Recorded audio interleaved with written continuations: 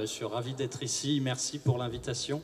Comment on devient chef d'orchestre? Eh bien, en fait, ce qui est intéressant, c'est que chaque chef d'orchestre à qui vous allez poser la question vous répondra quelque chose de différent. En tout cas, si on prend nos parcours personnels, ils sont très divers.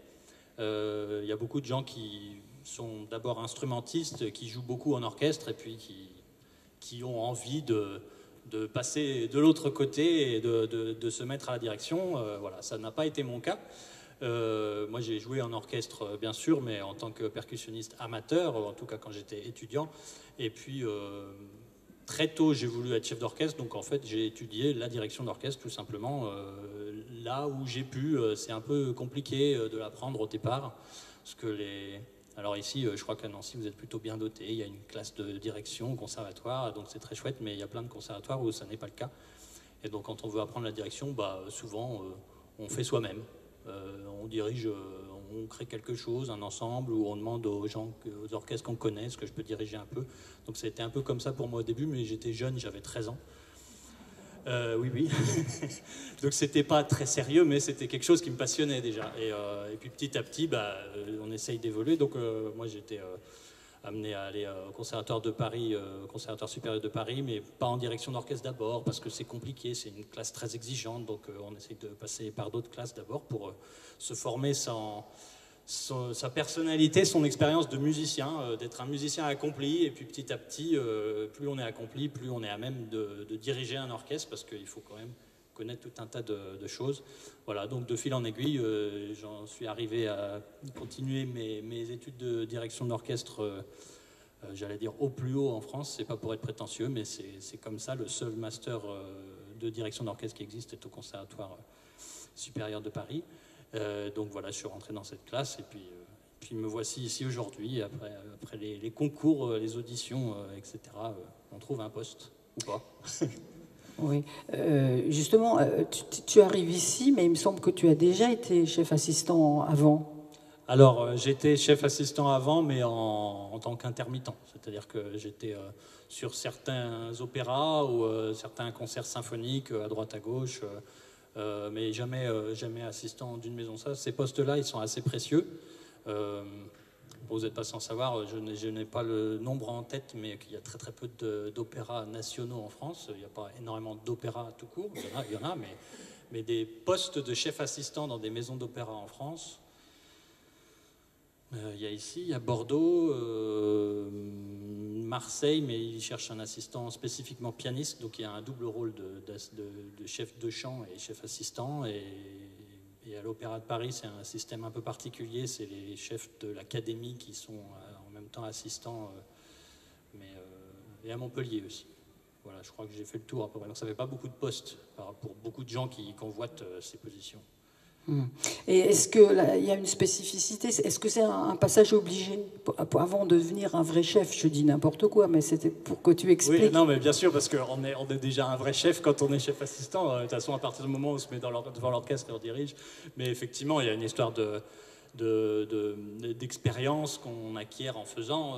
C'est bien d'étudier, on apprend beaucoup, on fait de l'expérience pendant les études, on a des orchestres à diriger, mais plus on est soi-même confronté aux professionnels, plus on se fait de l'expérience. Et c'est vrai qu'un poste d'assistant, c'est quand même un peu la voie royale, parce qu'on se fait cette expérience beaucoup. On apprend en regardant les chefs qu'on assiste, en les remplaçant certaines fois sur certaines répétitions, ou même, mais là on ne souhaite à personne, mais quand un chef tombe malade, voilà, ça peut arriver que concert dernière minute, ça ne m'est pas arrivé personnellement, mais ce sont des choses qui arrivent. Donc c'est pas une étape obligée. Il y a plein de gens qui arrivent à avoir une carrière sans être passés par la case assistant, ou en tout cas qui l'ont peut-être fait un peu comme je disais avant en tant qu'intermittent, une fois par-ci, une fois par-là, mais pas de manière permanente. C'est tout à fait possible, mais c'est plus confortable, disons. Ok.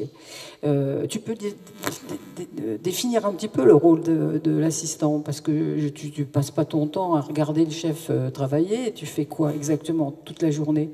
Alors, oui. Alors les journées ne se ressemblent pas du tout, mais ça c'est pour tous les artistes. Donc le rôle de l'assistant, alors ça va dépendre un peu de où est-ce qu'on est assistant, mais c'est comme chaque poste, hein, en fonction de la maison dans laquelle on est, il est un peu défini différemment. Ici, le rôle est très très large, parce que d'abord, on est effectivement dans une maison d'opéra où il y a plusieurs activités, enfin il y a de nombreuses activités sur lesquelles moi, en tant qu'assistant, je suis amené à travailler. Les concerts symphoniques. Alors pour les concerts symphoniques, c'est pas mon plus gros rôle.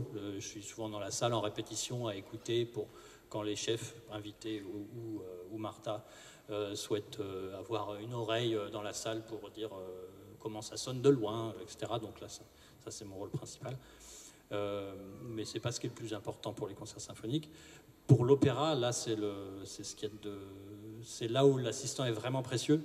Et d'ailleurs, même dans les maisons où il n'y a pas d'assistant maison, on embauche souvent des assistants pour chaque production parce que, en fait, on a besoin d'abord, pendant les répétitions scéniques avec piano, ce qui s'étale parfois sur 2 mois, sur 2 mois, il est fort probable que le ou la chef invité ne soit pas là tous les jours sur 2 mois parce que, exceptionnellement, cette semaine-là, il y a un concert ailleurs. Donc, l'assistant est là pour assurer les répétitions.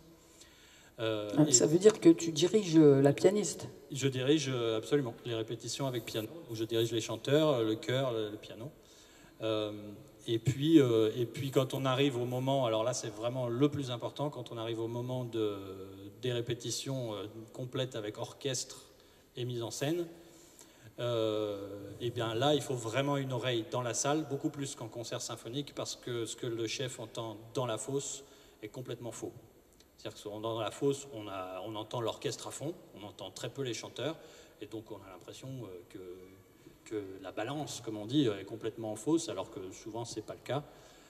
Ça peut l'être des fois, mais voilà. Donc mon rôle est vraiment de prendre plein de notes tout le temps en disant à telle mesure on n'entend pas la chanteuse, elle va trop loin, elle est un peu tournée, le son passe pas, l'orchestre peut jouer moins fort, si on est le plus précis possible. Voilà. Donc ça c'est la partie la plus importante. Et puis après, en fait, oui, tu disais pourquoi donc avons-nous besoin de 2 chefs dans la maison? Alors bon, là j'ai partiellement répondu, mais il y a aussi le fait qu'il se passe énormément de choses et que Martha Gardolenska ne peut pas tout faire elle-même. Et même avec les chefs invités, voilà, c'est aussi, en tout cas pour moi c'est un privilège, mais de pouvoir diriger certains événements, certains concerts, que ce soit jeune public ou des concerts, comment on appelle ça, EAC, c'est éducation artistique et culturelle, donc toutes les choses qui sont faites par le département d'éducation artistique et culturelle à destination de plein de publics, c'est souvent moi qui dirige ces choses-là. Oui, et je me pose une question, quand tu es, parce que de temps en temps je te vois assis devant un pupitre pendant les répétitions, tu surveilles aussi, enfin tu as l'oreille pour vérifier qu'il n'y a pas d'erreur dans l'interprétation, si les chanteurs se trompent pas, ou tu fais aussi ce genre de choses? Oui, alors là c'est un rôle qu'on partage, pour ce qui est des chanteurs, c'est un rôle qu'on partage avec les chefs de chant, mais les chefs de chant quand ils sont au piano, ils ne peuvent pas jouer et prendre des notes, ça c'est pas possible. Donc moi je prends des notes effectivement pour les chanteurs. Il y a un mot qui est faux, une note qui est un peu basse, là ça peut être moins fort, vous pouvez vous permettre tout un tas de choses. Donc effectivement je prends ces notes là pour les chanteurs, et puis pour l'orchestre aussi, il peut arriver qu'il y ait une erreur à un endroit, et puis dans le flux de la répétition, quand on dirige ou quand on joue, on ne fait pas attention, on n'a pas forcément entendu, et quand c'est quelque chose qui se répète, oui, moi je note et je donne tout ça au chef. Oui, d'ailleurs des fois le chef se retourne vers toi pour te demander ou te signaler un truc que tu notes. Absolument, oui. Ça c'est souvent pour la balance, mais pas que, des fois effectivement il entend qu'il y a un truc bizarre, donc William, il faut noter, donc je note, et puis après on vérifie. Et le chef de chant, donc c'est le pianiste. Absolument. Qui remplace l'orchestre pendant toutes les répétitions de travail. Hein, c'est ça. Ouais. Parce que ce soit clair pour tout le monde. Oui, ça fait beaucoup de tâches. Donc tu disais que tu prenais aussi de la baguette. D'ailleurs, vous avez déjà vu William diriger. Si vous êtes venu au concert, c'était un concert, c'était le AC avec, le nom m'échappe, Violetta. Hein, oui. Voilà. C'est toi qui as géré tout ce spectacle. Oui, alors l'année dernière, parce que effectivement je suis là depuis le début de la saison 2022-2023, L'année dernière, j'ai dirigé quelques concerts comme ça. Donc, il y a eu Violetta, il y a eu le concert d'Autres Lumières, puisque Martha était enceinte. Donc, elle s'est fait remplacer sur 3 concerts et j'ai eu la chance d'en assurer un.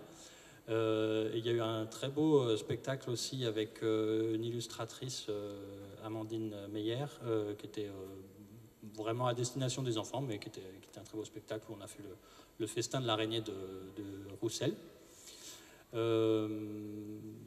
Et puis un concert pour Halloween qui était au musée, où il y avait une déambulation dans le musée.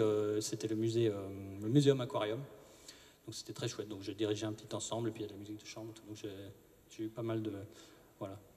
Mais tu voulais parler de Violetta particulièrement? Oui, si tu peux, parce que finalement, dans Violetta, est-ce que j'ai vu que tu étais aussi compositeur? Tu réarrangeais des partitions? Tu fais des choses aussi... Ça, c'est ma vie en dehors. Ouais.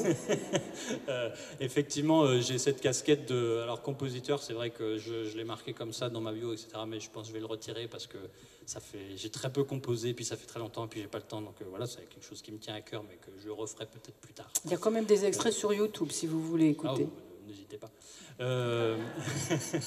Et arrangeur, oui, ça c'est quelque chose que je fais, mais pareil, pas pour ici. En fait, le spectacle Violetta, typiquement, donc c'était construit autour de la Traviata.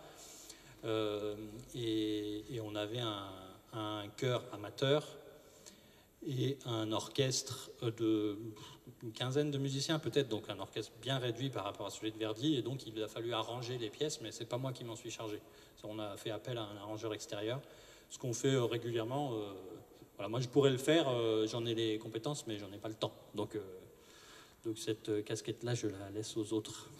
Et justement, je me demandais, parce que c'est pas facile peut-être de travailler, quand on est professionnel, de travailler avec des amateurs, ça t'apporte quoi? Ah, mais on déteste les amateurs. Non, c'est extrêmement, j'allais dire enrichissant, mais c'est juste, c'est plus que ça. C'est un énorme plaisir de bosser avec les amateurs parce que c'est un très beau mot, amateur, et ce sont des gens qui aiment vraiment ce qu'ils font et qui découvrent plein de choses quand on travaille avec eux. Moi, j'ai joué dans des orchestres amateurs pendant très longtemps. J'en ai dirigé en tant que jeune professionnel. Je dirigeais des orchestres amateurs pour m'améliorer en direction. Donc, c'est quelque chose qui a toujours été très important pour moi. Et c'est vrai que l'assistant a souvent à charge des projets avec des amateurs. Non, c'est une très belle chose parce que d'abord, ça se construit sur un temps plus long. Parce que nous, tous les professionnels ici, on travaille. Je ne vais pas dire le moins possible, c'est pas ça qu'on cherche, mais en tout cas, on le fait en un temps plus rapide, parce qu'on sait ce qu'on fait et qu'on est habitué. Les amateurs, le chœur amateur, pour faire Violetta, qui était en février, je crois, je ne suis pas sûr, enfin février, mars, ils travaillaient depuis septembre, toutes les semaines. Voilà, donc c'est un parcours qui est très enrichissant, parce qu'on va les voir début septembre, on leur explique, et puis on revient les voir un peu plus tard, ils ont travaillé avec leur professeur en attendant, et puis c'est un peu mieux, et puis à la fin, ça donne quelque chose qui est même pas amateur, en fait, qui est un résultat professionnel fait en partie des amateurs, et de pouvoir offrir ça à de jeunes musiciens, peut-être futurs professionnels ou pas, c'est vraiment très chouette. Oui, donc c'est pas du tout quelque chose qui est... On te donne ça parce que tu sais pas faire autre chose, quoi, en fait. Ah non, pas du tout. La preuve, c'est qu'on ne me donne pas que ça. Est-ce que tu interviens aussi dans le choix de la programmation d'une saison, ou c'est uniquement Martha c'est le rôle de Martha? Alors pour les concerts dont j'ai la charge, pour certains j'interviens. Après c'est plus, on me dit, parce que c'est très compliqué de construire une saison. Ça, j'imagine que c'est pas à moi qu'il faut poser la question, il faut en parler avec Mathieu Dussouilly. Mais il y a plein de paramètres qui rentrent en compte entre les disponibilités des salles, la continuité qu'on veut donner à une thématique ou à quelque chose, et puis les disponibilités des chefs, bref, c'est très compliqué. Donc ça, moi, on ne me pose pas la question, on me dit plutôt William, tu vas diriger à tel moment, à tel moment, à tel moment, à tel moment, et ce sera autour de ça, de ça, de ça, de ça. Donc tu vas faire un concert pour Halloween, un concert avec des amateurs pour Violetta ou pour autre chose. Donc comment dire, le gros du projet est déjà pensé en tout cas, mais à l'intérieur, souvent, il faut construire le programme. Donc, ce programme-là, souvent, soit j'aide à le construire, soit je le construis quasiment tout seul. Enfin, c'est pas que je veux le faire tout seul, mais c'est parce que ça me passionne. Voilà, donc c'est plutôt comme ça. Après, sur ce qui sont les choses, je dirais, principales de la saison, les concerts d'abonnement, les opéras, non, j'ai pas mon mot à dire. Puis c'est des choses qui se décident très en amont. Je pense que, notamment les opéras, les opéras que vous voyez cette saison, ça a été... Enfin bon, il y a eu des changements à cause des histoires de budget, mais globalement, c'est des choses qui sont décidées plusieurs saisons en avance, donc je n'étais même pas là. Et puis là, je reste un assistant. Je n'en suis pas là. Parce que j'ai vu que cette saison, tu allais diriger le cirque. Et puis, donc j'ai regardé et j'ai vu qu'à Montpellier, parce que tu es allé voir Valérie Chevalier à un moment ou à un autre, et tu avais déjà fait un ciné-concert. C'était en 2023, c'est cette année? Oui, c'était en février, je crois. C'était Pierre et le Loup, Prokofiev. Absolument. Dans la version ciné-concert avec le film oscarisé de Suzy Templeton. Bravo. Oui, donc il y a un très beau film de quoi, 2005, quelque chose comme ça, de Suzy Templeton, qui a obtenu l'Oscar du court-métrage, c'est Pierre et le Loup. Et donc, contrairement au Pierre et le Loup habituel de Prokofiev, où il y a un texte qui est dit entre les moments musicaux, là c'est purement visuel, il n'y a pas de texte, on comprend très bien, on a l'histoire de Pierre et le Loup qui nous est racontée en images, ce sont des marionnettes et c'est très très beau. Et donc l'orchestre de Montpellier a eu la bonne idée de faire ça en live, ce qui est extrêmement compliqué, voilà, parce qu'il faut synchroniser l'orchestre qu'on a sous sa direction avec l'image, donc on n'a pas le choix de ce qu'on aime choisir en tant que chef, c'est-à-dire le tempo. C'est la première chose sur laquelle on travaille sur l'œuvre, c'est à quelle vitesse je vais la faire à tel moment, etc. Qu'est-ce que je vais construire comme structure musicale en fonction du tempo que je choisis. Donc là, on n'a pas le choix. C'était particulièrement difficile parce que quand on fait des ciné-concerts, moi c'est la seule fois que j'en ai fait, et puis je vais en refaire un, là, comme tu disais, pour le cirque de Chaplin. Il y a deux possibilités. Soit vous vous basez seulement sur l'image, soit on vous met un clic dans l'oreille qui vous donne le tempo et vous dirigez en fonction de ce que vous entendez. Ça, c'est beaucoup plus facile. Mais là, on ne m'a pas laissé le choix. On m'a dit, il n'y aura pas de clic. Donc, il a fallu que j'ai appris le film par cœur. Bon, c'est pas très long. Hein. Pierre et le Loup, ça dure 30 minutes, je pense, 35 minutes. Mais donc, j'ai passé mon temps à arrêter sur chaque image. Je mettais des post-it dans ma partition. Là, le chat pose la patte, ok.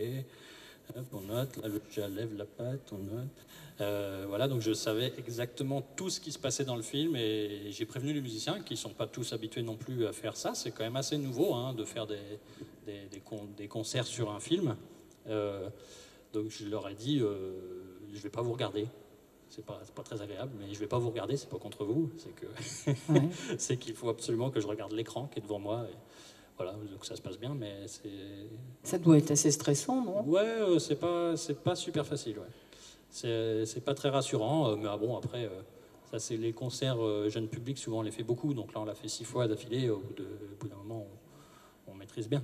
Mais vous faites des répétitions avant, beaucoup, je suppose. Beaucoup, non, on avait 2 jours, je pense, donc on a eu une répétition musique seule, après une répétition avec la vidéo et une répétition générale.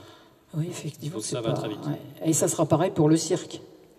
Je n'ai pas le planning en tête, mais oui, ça va être quelque chose comme ça. Alors c'est plus long le cirque, donc on aura peut-être un peu plus de temps, parce que c'est pas un court métrage. Mais voilà. Et je ne sais pas si j'aurai un clic ou pas, ce qui change beaucoup de choses pour moi sur ma dose de travail, de préparation.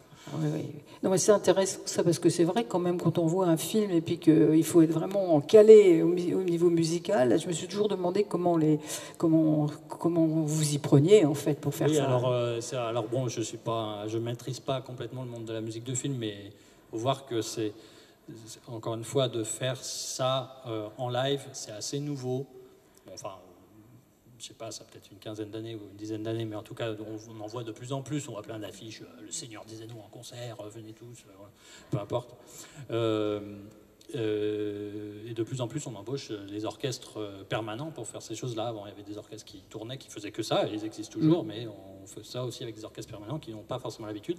Et puis, il faut bien voir que pour de jeunes chefs d'orchestre, le métier a complètement changé par rapport à ce qu'était un jeune chef d'orchestre il y a 20 ans, 30 ans, où ça n'existait pas du tout. Mais nous, maintenant, on est tous amenés à le faire à un moment ou à un autre, et c'est pas du tout ce qu'on a appris. Alors, c'est formidable, hein, moi j'aime beaucoup, hein, mais pas faire que ça, quoi. Voilà. Mais ce que je voulais dire, c'est que c'est aussi très différent parce que du film lui-même, où la musique a été prévue pour être enregistrée sur le film, et évidemment on peut le refaire plein de fois, on peut enregistrer seulement telle partie, on a un clic dans l'oreille, et puis après on ajoute les cordes, et puis on ajoute les voix, enfin il y a beaucoup de montage derrière, ce qui fait que ça fonctionne. Mais en live, en fait, sur certains films, c'est très compliqué, parce que, enfin, je vous parle d'expériences d'amis qui font ça beaucoup, c'est très compliqué parce que ça n'a pas été prévu pour à la base. Donc le tempo change à chaque temps, l'instrumentation est différente, enfin, tout est différent, mais il faut faire une version qui marche en concert. Alors, donc ça veut dire que si ça change à chaque temps, tu changes de battu à chaque temps. J'exagère un tout petit peu, hein. Ça ne change pas forcément à chaque temps, mais ça change beaucoup. Ouais. Et oui, il faut changer. Comme dans la musique contemporaine, un peu. Oui, c'est ça. Mais sauf que quand on a un clic dans l'oreille, oui, qui fait tac, tac, tac, tac, tac, tac, tac, tac, tac, tac, c'est compliqué à suivre. Ouais. Voilà. Mais bon, Chaplin, c'est pas si compliqué, je pense. En tout cas, je crois que les gens aiment bien. On l'avait déjà eu ici. On a déjà on m'a dit ça, oui, que ça avait été fait. Ça avant, justement par Valérie Chevalier. C'était déjà, je sais plus quel film de. C'était pas le cirque, c'était. Le Kid. Le Kid, oui, c'est ça. C'était le Kid, oui, effectivement. Qu'est-ce que j'avais noté encore? Bon, ça, vous m'avez déjà répondu. Alors ça, on n'est pas assez avancé sur ce projet-là, donc je ne vais pas te poser la question. Tu as déjà dirigé des opéras? Alors, je les ai beaucoup digérés, mais oui. Et ça, c'est une bonne question, parce que c'est vrai que quand on est chef assistant, souvent, on n'a pas dirigé d'opéra, ou très peu. Et on attend de pied ferme l'occasion de le faire soi-même. Moi, ça m'est arrivé un peu, enfin, je ne veux pas dire par hasard, parce que c'est un peu ma vocation, mais ça m'est arrivé 2 fois. J'ai dirigé une opérette qui s'appelle Les Mousquetaires au couvent, de Louis Varnet. C'était un ami qui l'avait dirigé avant avec un petit ensemble qu'il avait monté. C'était un chœur amateur et des chanteurs professionnels. Enfin, c'était encore un projet semi-professionnel. Et puis, il ne pouvait pas le faire, donc j'ai assuré la chose. Et puis, une autre fois, au Conservatoire de Paris. Et ça, j'ai aussi eu de la chance, parce que ça n'arrive pas à tout le monde, parce qu'ils montent au Conservatoire de Paris une production d'opéra par an, et sur laquelle ils embauchent toujours, ils prennent un assistant, un chef du conservatoire pour être assistant, mais comme on est 8 ou 9 chefs en totalité, et qu'ils en prennent un par an et que le cursus dure 5 ans, vous faites le calcul, tout le monde n'a pas la chance de le faire. Et donc quand on le fait, ils nous confient une représentation pour les scolaires, donc j'ai fait ça. Mais puis aussi, j'ai eu beaucoup de chance, parce que le premier opéra que j'ai fait, c'était Il Mondo della Luna de Haydn, Le Monde de la Lune. Ouais. Et le chef a appris au début de la production, quand on commençait à travailler avec les pianistes et les chanteurs, qu'on lui a demandé d'aller diriger pour je ne sais plus qui est tombé malade, à Zurich, le Grand Macabre de Ligeti. Donc il fallait qu'il s'absente quasiment toute la production, sur toutes les répétitions. Donc j'ai quasiment tout fait. Et même ça c'est assez rare pour le dire, même des scéniques orchestres, parce que généralement l'assistant ne touche pas à l'orchestre, il écoute mais il dirige pas. Et donc ça c'est une grande chance, une grande expérience pour moi. D'ailleurs, à ce propos, je me demandais aussi, parce que des fois j'ai vu aussi des chefs assistants qui étaient nommés juste pour une représentation et qui remplaçaient donc le chef qui n'était pas encore arrivé. Il faut se mettre d'accord entre le chef et le chef assistant pour savoir quel battu va être donné, parce que les musiciens après peuvent être perdus, non ? Oui, alors ça, effectivement, ça peut arriver. Ben, j'ai une amie à qui c'est arrivé l'année dernière, elle faisait Carmen à l'Opéra Comique, Sora Elisabeth Lee, et en fait, on est effectivement assistant, mais le chef sait déjà qu'il ne va pas pouvoir faire toutes les représentations. Alors ça peut être on ne sait pas trop, hein, ça peut être un choix aussi de vouloir mettre en avant un ou une jeune chef et donc de laisser une représentation ou deux. À l'Opéra de Paris, ça se fait aussi qu'il y ait plusieurs chefs sur un seul opéra, parce que quand il y a 10, 15 représentations, ça peut être compliqué dans le planning. Donc ça arrive qu'effectivement, on recrute un assistant spécifiquement pour aussi diriger certaines représentations. Mais bon, l'assistant reste assistant, donc c'est le chef principal qui décide effectivement des battues, des tempi, et l'assistant est là pour tout bien prendre en note, et souvent on ne dirige aucune répétition. C'est-à-dire que le jour de la représentation, le chef n'a jamais dirigé. Donc ça peut être compliqué. Enfin, compliqué. Pour ça, on prend quelqu'un de confiance, mais ça arrive. Le chef n'a jamais dirigé ? Le chef n'a jamais dirigé. Mais il y a des maisons d'opéra, à l'Opéra de Vienne, où ils font... c'est des opéras de répertoire, donc ils font tourner les œuvres tout le temps. Moi, mon prof de direction, Alain Altinoglu, il est arrivé à l'Opéra de Vienne faire Salomé, et il n'avait pas répété avec l'orchestre. Il n'avait jamais dirigé Salomé de sa vie. Et il est arrivé représentation. Oui, mais c'était Alain. Ah non, mais bon, bien sûr. Non, mais voilà, ce sont des choses qui existent. C'est assez étonnant quand on ne le sait pas. Mais alors, on ne fait pas ça ici. Non, ça, effectivement, on fait après, pas ça. Ça peut arriver si effectivement quelqu'un tombe malade au dernier moment, tout est possible. Mais ça arrive pour les chanteurs. Ça arrivé plusieurs fois, mais pour les chefs, depuis que je suis là, c'est pas arrivé. Ouais. Et au fait, je me disais, quand on est assistant, on est confronté à différents chefs qui viennent, des chefs qui sont plus ou moins d'ailleurs connus, qui peuvent avoir un certain prestige. Ils sont peut-être pas toujours sympathiques. Comment ça se passe la relation ? Il faut être cool. Il faut être comment ? De toute façon, assistant ou pas, un chef d'orchestre, c'est quelqu'un qui doit savoir manier l'humain. Enfin, aujourd'hui, on n'est plus à l'époque de Toscanini, dont on a des enregistrements de vidéos où il crie, mais comme on n'a jamais entendu quelqu'un crier sur l'orchestre. Donc c'était des choses qui étaient malheureusement possibles. Aujourd'hui, ça ne marche plus comme ça, et c'est très bien. Il faut savoir manipuler, c'est pas le mot, mais il faut savoir gérer l'humain, en tout cas. Et donc, moi, je le prends de la même manière quand un chef arrive et dont je suis son assistant. C'est un humain comme un autre, donc il faut savoir gérer l'humain. Mais cet humain-là a plus de responsabilités, on peut tout imaginer et tout existe. Il y a des gens qui sont plus ou moins sympathiques, arrogants, colériques, tout existe. Et donc, oui, il faut être très flexible, très patient, très psychologue.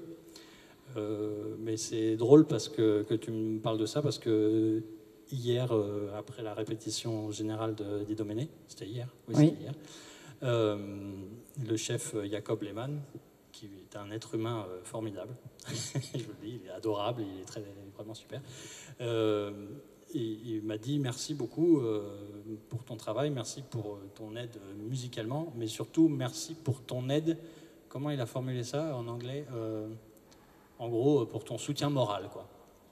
Et c'est pas le premier qui me dit ça. Et je me rends compte en tant qu'assistant que les chefs cherchent beaucoup ça aussi.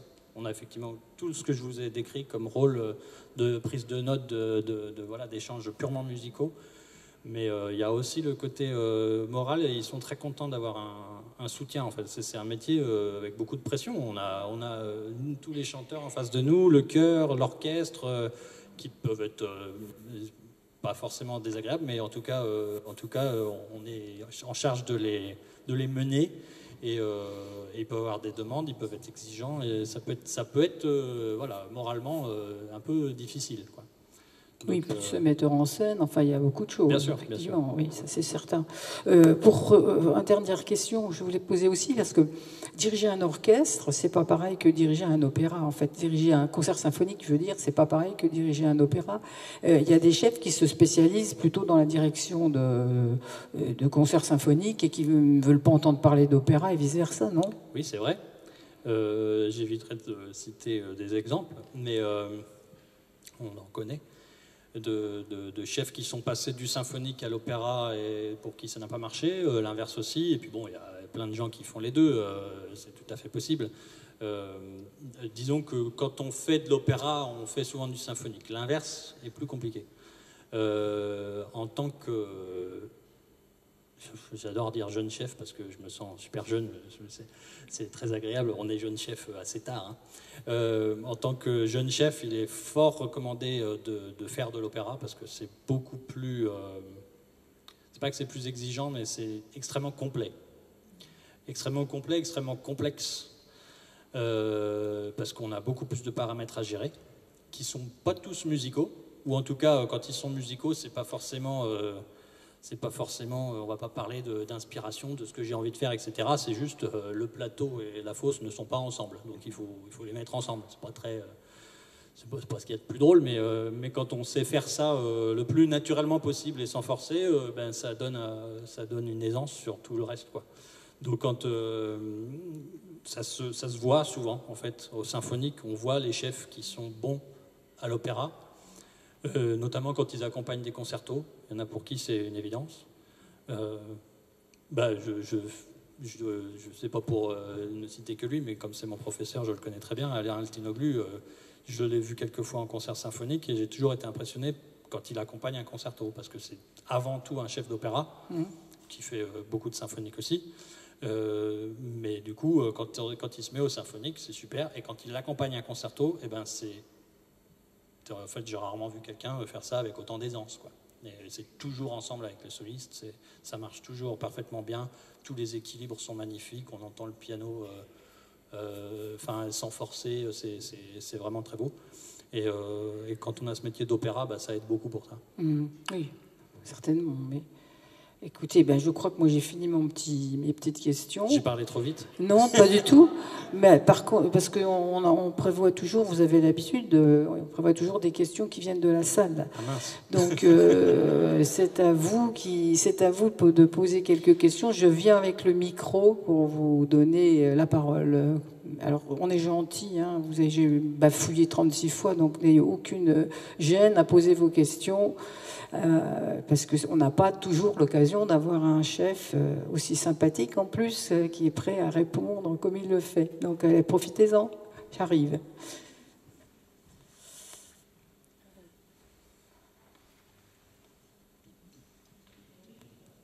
Merci. Oui, bonsoir. Bonsoir. Merci pour toutes ces explications, elles sont très intéressantes pour nous. C'est un métier qu'on découvre. Ok. Une petite question. Vous avez abordé des points généraux, encore une fois très intéressants. Je me suis posé intérieurement la question de ce que ça avait pu donner concrètement pour Idoménée. Quel a été votre rôle? En tant qu'assistant, oui, spécifiquement. Voilà, oui. Alors, pour Idoménée, je dois être honnête, ça a été plus compliqué. Ça a été plus intense. Parce que c'est une production qu'on a fait avec moins d'argent, en moins de temps. Donc avec quelques personnes en moins par rapport à une production normale. Si on fait Traviata pendant 2 mois ou Tristan et Isolde pendant 2 mois, on a en plus de toute l'équipe de mise en scène, il y a toujours une assistante de mise en scène. Je dis une parce que jusque-là ça a toujours été une, mais bien sûr ça peut être un ou une assistante de mise en scène. En régie de production, c'est toujours 2 personnes, donc il y a une personne qui est vraiment en régie qu'on dit de production et l'autre régie de scène. Bon, en fait, elles se partagent les rôles. Il y en a une qui va chercher les artistes, l'autre qui donne les tops aux techniciens en suivant la partition et en donnant les tops au micro. Je ne sais pas si tout est clair, mais c'est pas tellement ce qui compte, mais ce que je veux dire, c'est qu'il y a plus de monde habituellement, et là, on a dû se passer d'un certain nombre de personnes, parce que c'était une production qui était censée être un peu plus légère, mais en fait... quand on aime faire quelque chose bien, et que ça soit léger ou pas, on met toute l'énergie qu'il faut pour que ça soit très bien. Et du coup, quand on a moins de monde, c'est plus compliqué.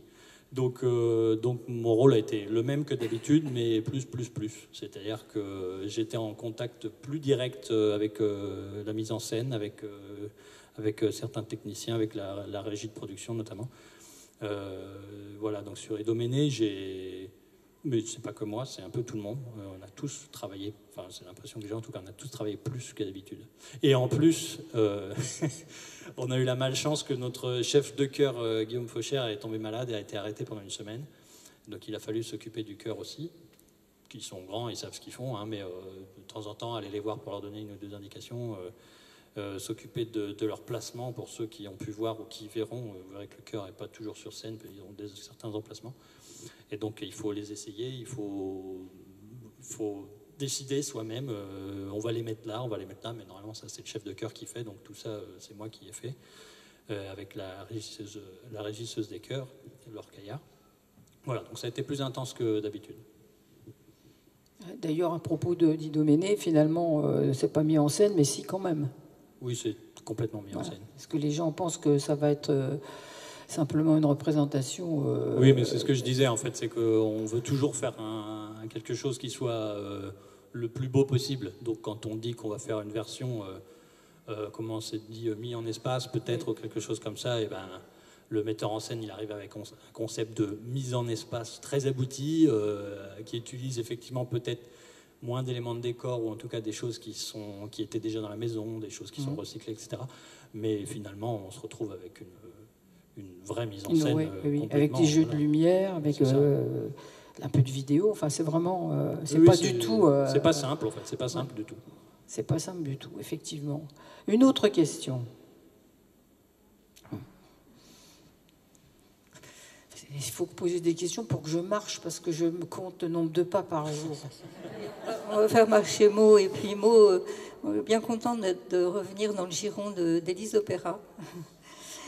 Merci beaucoup, William, c'était passionnant. Et vous venez à demi de répondre à ma question qui concernait la direction du chef de chœur. Parce que vous avez parlé tout à l'heure des chanteurs dirigés par le chef de chant et le rôle que vous aviez pendant ces répétitions. Mais quand le chef de chœur est là, est-ce que c'est différent ? C'est une excellente question. Effectivement, je n'ai pas abordé ça. Non, pas vraiment. En fait, le chef de chœur est là, mais en tant que chef assistant, c'est moi qui ai la charge des répétitions si le chef tout court n'est pas là. Donc le chef de chœur est là et continue de faire des notes au chœur, mais il va plutôt lui regarder, écouter et faire ce que je fais moi avec l'orchestre, il le fait avec le chœur. Alors par contre évidemment le chœur est préparé en amont, il y a tout un tas de répétitions purement musicales et donc là c'est bien sûr le chef de chœur qui assure tout ça pendant plusieurs semaines. Voilà, mais quand c'est scénique, le chef de chœur ne dirige pas. Voilà, c'est une répartition des rôles qui est claire. Une autre question ?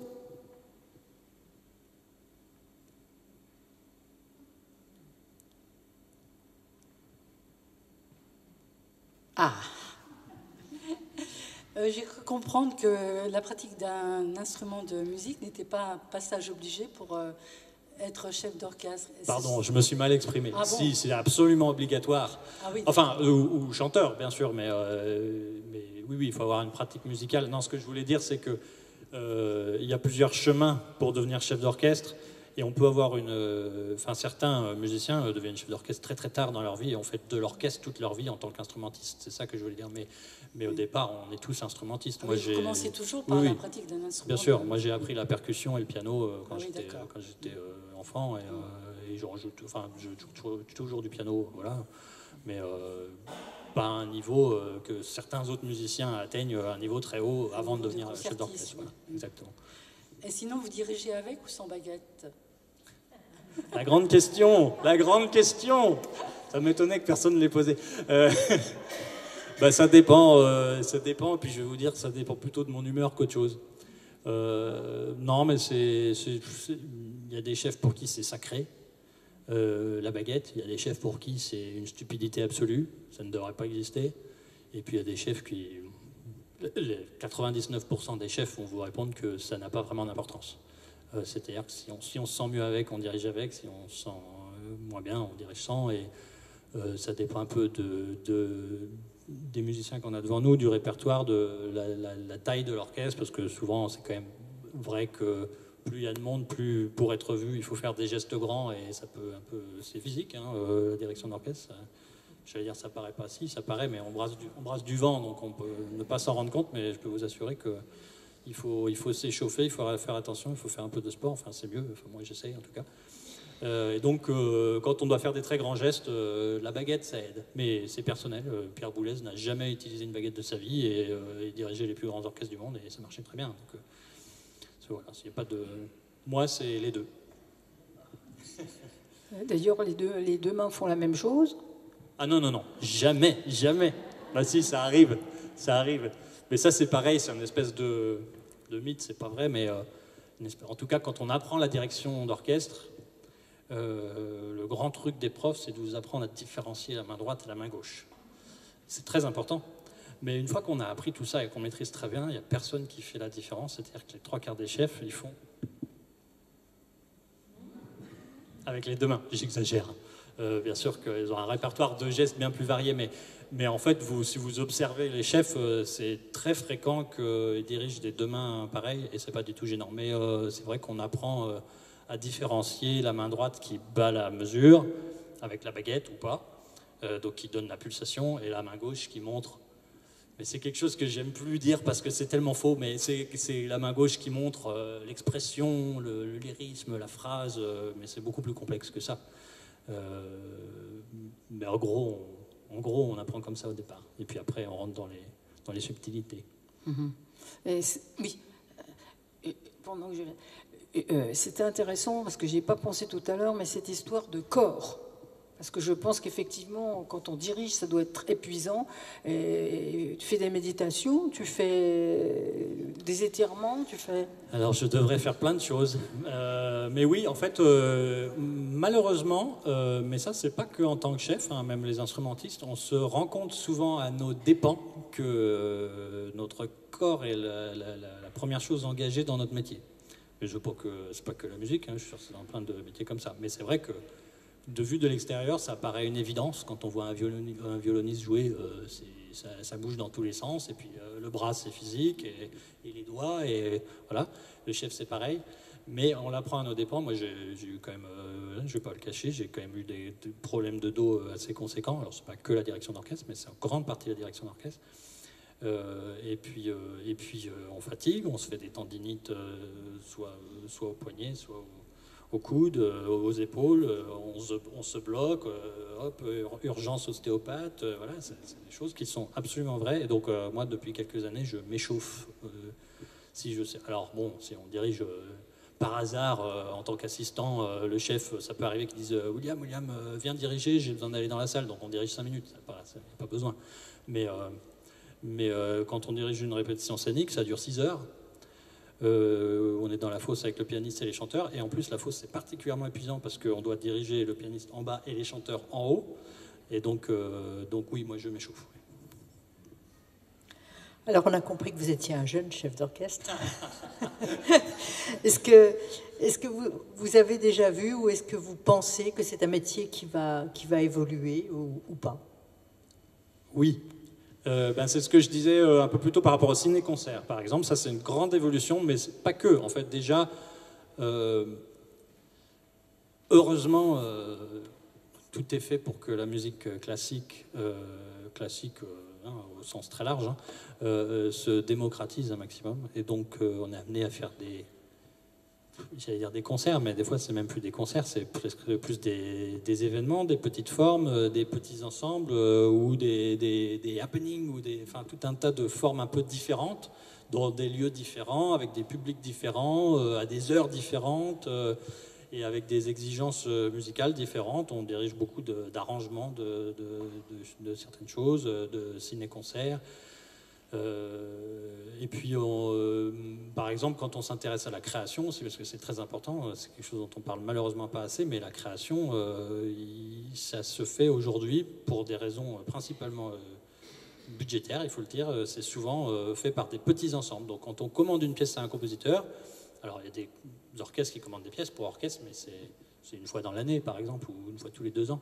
Mais ceux qui commandent le plus sont des petits ensembles. Donc nous, quand on apprend la direction d'orchestre, on apprend beaucoup à diriger de la musique contemporaine, parce que ce sont les exigences des gens qui créent la musique aujourd'hui. Donc on a besoin de savoir comment c'est, qu'est-ce que ça exige d'un chef d'orchestre. Et donc on dirige des petits ensembles, et après on va devoir diriger un orchestre symphonique dans une symphonie de Brahms, c'est complètement différent. Et donc oui, le métier évolue. Encore une question, peut-être, avant d'aller prendre repos? Non? Bah, tout le monde a soif. Tout le monde a soif. on peut peut-être en poser une dernière. Ton avenir? Tu restes ici? Non, mais j'aime beaucoup ici. Mais évidemment, j'ai insisté, je suis un jeune chef d'orchestre. Je suis un assistant, et tu demandais est-ce que c'est une étape obligée? C'est une étape qui est bien, voilà, mais c'est une étape, assistant. Donc je ne sais pas où sera l'avenir, mais je ne vais pas rester assistant toute ma vie, c'est pas mon but. Tu as des projets peut-être, mais peut-être tu veux pas en parler.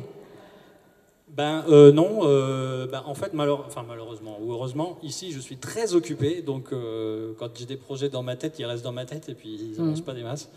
Non, là j'ai pas concrètement de projet, si ce n'est de voir ce qui s'ouvre à l'avenir, comme audition, concours, poste, d'essayer de faire un réseau, d'aller voir ailleurs. Je vais voir ailleurs un peu de temps en temps, comme tu disais, je suis allé à Montpellier l'année dernière, j'y retourne cette année.